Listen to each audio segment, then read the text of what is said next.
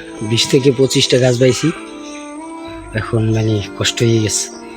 Hello guys, কেমন আছেন? আশা করি সবাই ভালো আছেন। তো আমি আলহামদুলিল্লাহ ভালো আছি। তো আজকে কিন্তু বাড়িতে বসা আছি আমি, এই কারণে কিন্তু আমাদের নিজস্ব বাগানে সুপারি পাড়তে যাব।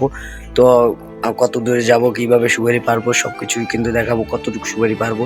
তো গাইস আমার সাথেই থাকবেন। আমাদের বাগানটা হইলো অনেক ভিতরে, এই কারণে আমার নিজের একটা গাড়ি আছে। তো আমি গাড়িটা নিয়ে রওনা দিলাম। ইটের রাস্তা তো এই কারণে একটু ঝাঁকাইতেছে। ইটের রাস্তা বেশিখানি না, তারপরে কিন্তু মাটির রাস্তা। তো মাটির রাস্তায় যদি বৃষ্টির সিজনে ঢুকি তাহলে কিন্তু গাড়ি নিয়ে ঢোকা যাবে না, কারণ তখন বিদেশি রাস্তা হয়ে যায়। কারণ তখন জুতা পায়ে দিয়েও হাঁটা যায় না, তখন কিন্তু জুতা হাতে নিয়ে হাঁটতে হয়। বাগানে যাওয়ার জন্য কিন্তু আমাদের দুইটা পথ।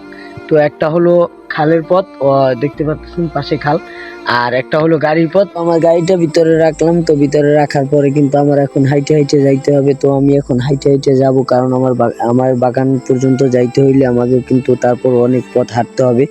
তো বাগানের ভিতর থেকে কিন্তু আমি হাইটে মেটে আমাদের বাগানে চলে আসলাম। তো আসার পরে আমি এখন খোল বিছাইতেছি, একটা খোল পাইলাম। তো খোলটা নিয়ে কিন্তু সিরা আমি ওইটা দিয়ে কিন্তু একটা হর্তা বানাইতেছি। ও হর্তাটা বানাইতে নিয়ে কিন্তু, কারণ ওইটা দিয়ে আমার পায়ে লাগাইয়া আমার কিন্তু গাছে উঠতে হবে। তো আমি এখন হর্তাটা বানাইলাম, বানাইতে নেই আমি এখন দেখতেছি কোন গাছে ওঠা যায়। তারপরে আমি দেখতেছি আমার একটা ভাগ্নে কিন্তু গাছে উঠতেছে। তো ভাগ্নে উঠতেছে, সেও কিন্তু ওই সাইড দিয়ে সে পারবে। তো আমিও একটা গাছে ওঠার প্রস্তুতি নিলাম, কারণ আমি অনেক দিন পর গাছ বাবু। তো তারপর একটু ভয় ভয় লাগতেছে। তারপর কিন্তু আমি উপরে উঠলাম, আস্তে আস্তে উঠে কিন্তু আমার এই সাইডে যে কয়টা গাছ ছিল, তো আমি এক ঝুলে কিন্তু সব কয়টারে পারলাম। তো পারিটি দেখতে পাচ্ছেন অনেকগুলো সুপারি পারলাম। তো গাইস প্রায় 20 থেকে 25টা গাছ পাইছি।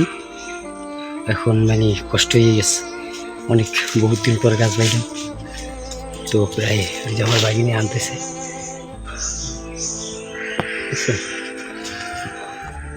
25-30টা গাছ বেশি ঘোরা নিয়ে গেছে, শ্বাসগুলো হয়ে গেছে।